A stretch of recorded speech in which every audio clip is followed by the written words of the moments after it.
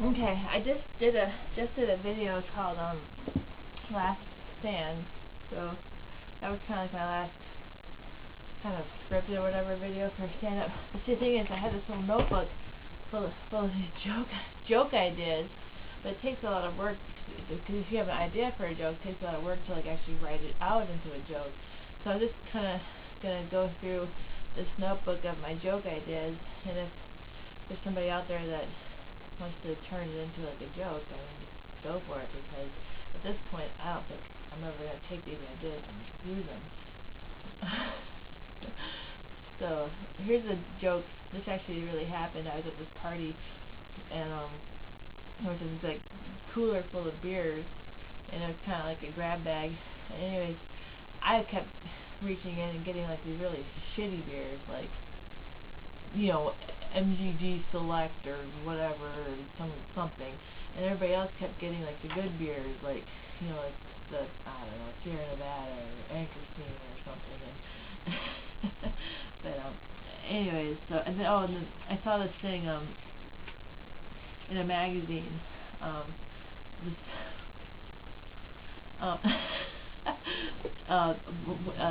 these celebrity women or whatever were like emptying out the contents of their purse, and they'd be like, whatever lip balm, I can't live without this stuff, or whatever barrettes, I can't live without these things. Like okay, what's really in your purse? Like Xanax, I can't live without this shit, you know. Come on, Bubba, I can't see what I'm doing here. So oh my goodness, yeah. So and then I had this idea about opening up my own Chinese buffet restaurant. I figured all I need was like you know, like some MSG, some lime jello, and a broken ice cream machine. Oh, I don't know, I had this idea about like I saw, whatever, something about well, I was watching 30 Days a Night or something, and it was like, oh, do you realize how beautiful you are when we're under vampire attack or something? And then I heard on the news a fire that was described as schizophrenic. So I was like, oh, there's a bipolar hurricane or whatever.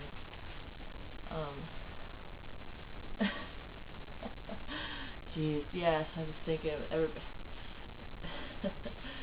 with everybody that's like who abuses pharmaceutical drugs. It's like if you are taking pharmaceutical drugs, you gotta be cautious about making new friends or suspicious. Because I've had a lot of people come into my life who are like, what are these little blue ones for? So, oh jeez. I heard that Miami was the largest, or the biggest, or the most overweight city in the country. I was like, I'm gonna move down there. I'll be like skinny. Oh geez, I was trying to figure out like with all the people in Hollywood that have dated each other. I was wondering if there's like some chic designer strain of rubies or something. Bubba, come on now, you're too much. Oh yeah, yeah. I was like, it was kind of a joke about how big my boobs have gotten. I'm like D cups or something, and I'm like, geez, if my boobs got any bigger, I wouldn't even know like what bra to get, 'cause I don't know what comes after D. Is it E? Is it F? Is it double D? You know? um. Oh geez, something about a joke about the bathrooms in bars, like how they have cute names for men and women's bathrooms. I was kind of trying to make a joke about like all the different how they call men's and women's bathrooms. Seriously, I was at the bar one time. It took me 5 minutes to figure out what bathroom to use. It's like inboards and outboards. Like, oh, okay, oh yeah, okay.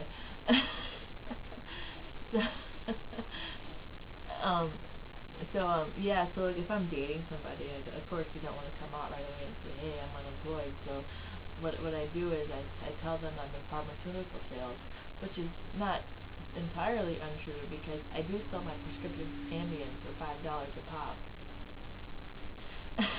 So here's a tip for you: if you're ever like at a concert or something, and you ever see an empty space like close to the stage, oh my God, look, there's a door there. Don't do it, because if there's ever any clearing like that, it usually means that somebody has vomited there. So this is kind of a joke about this guy I used to see at the bar at the club who would dance. He had an orthopedic shoe, and so I was like, oh, he's got a club foot. Whatever.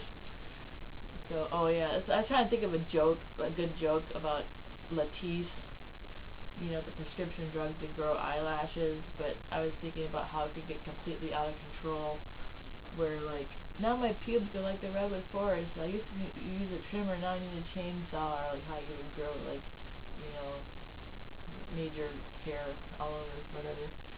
I'm trying to think of some joke about Chelsea Handler, how she was probably like the mean cheerleader in high school or whatever, who would hang out with like less attractive friends in her clique, and, you know, make fun of everybody in high school, you know, and she'd probably like she'd date the quarterback, but she would like blow the linebackers for $60 and then ride to the mall or whatever. So I had a joke about Jeremy Piven. I don't know if you know who that is. He's like the guy from Entourage or whatever. He's been in some movies too. But you know how like in the 70s and the 80s, there's a joke that went around that not the joke, but the story that went around, like Rod Stewart or whatever, that they would have their stomach pumped and had semen in it.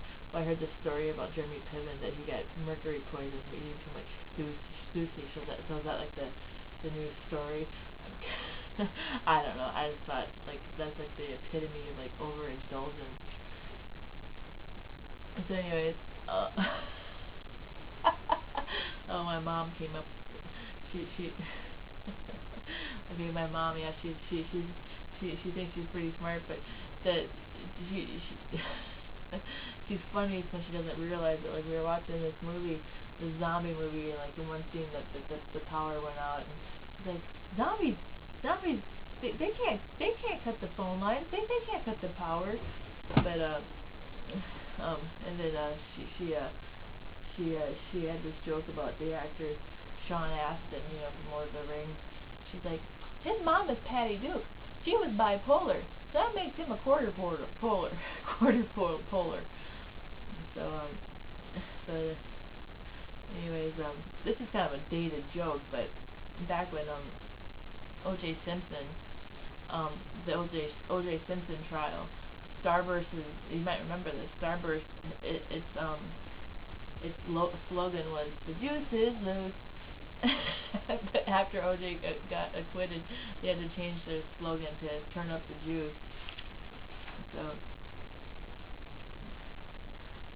I saw that this is, so they had this Madonna video where she's wearing this short skirt. She keeps flashing her crotch.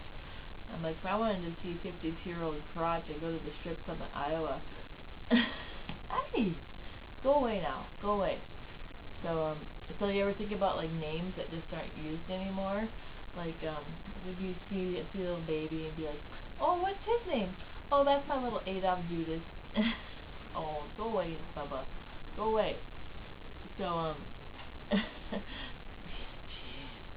so I'm so like out of the loop with like guys and everything that I don't understand what it means when guys say stuff like, yeah, I was fucking this girl the other night. I mean, I guess that means he likes me.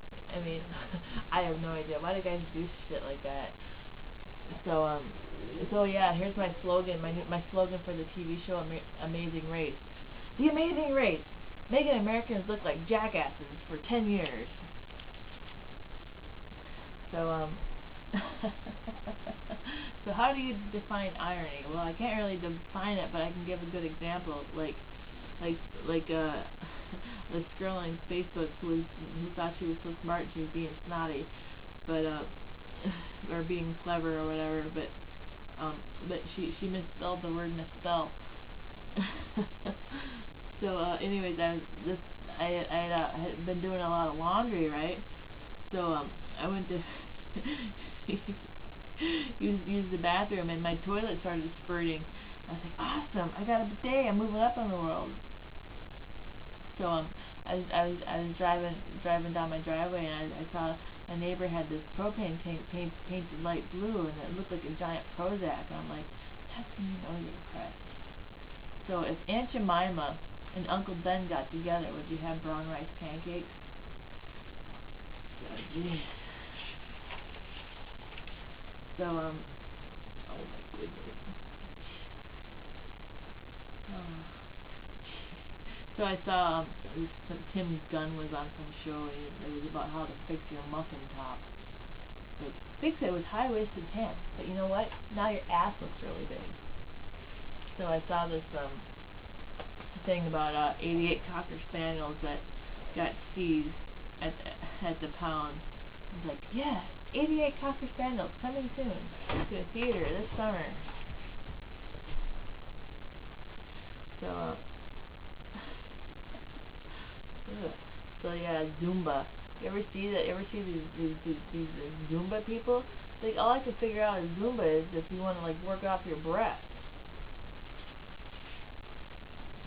Being bipolar isn't half bad. So how come in the movies when people have a bag of groceries, they always have a loaf of French bread sticking out of the top? Like, oh, she's got groceries. See, now we know it's groceries because there's French bread sticking out of the top of it. And you know what? I think that's it. Those were all my joke ideas. So, I think I'm done. I mean, not forever, but for now. So anyways, if you can, like, you know, take any of those ideas and run with them, go ahead. Alright. Thanks. Bye.